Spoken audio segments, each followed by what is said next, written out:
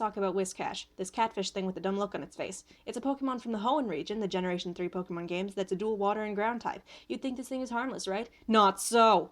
This thing will absolutely fuck you up, mainly because it is the thing that is the reason why Japan is rocked by so many earthquakes.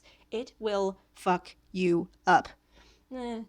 Also, there is spicy language in this video, so stop watching if you're not, cool with that. Let me explain. Whiscash is based off of the Namazu, a massive catfish in Japanese mythology that likes to thrash about and cause earthquakes when not restrained by a massive rock held there by the god Kashima. It has to be restrained by an entire other god. Even Whiscash's Japanese name is Namazun, straight from the word Namazu.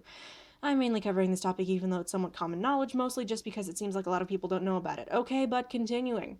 Whiscash's dual typing of water-ground makes a lot more sense when it is put into context, even though it already kind of makes sense because catfish like to live in shallow water and feed off of the bottom. However, when you know that Whiscash is based off of what is essentially a godfish that causes massive earthquakes, you look at it and go, oh, okay. As a side note, there was once an episode of the Pokemon anime that featured a Whiscash that was cancelled because Japan had recently suffered an earthquake. That's one hell of a faux pas right there.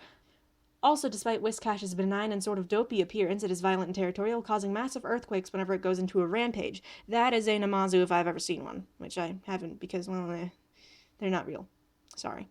I don't really know why Whiscash would have the W shape on his forehead, though, unless that's basically the equivalent of owning monogrammed pajamas.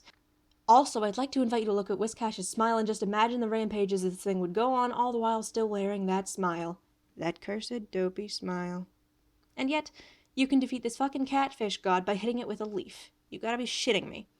The normal shit. See you later, fuckers.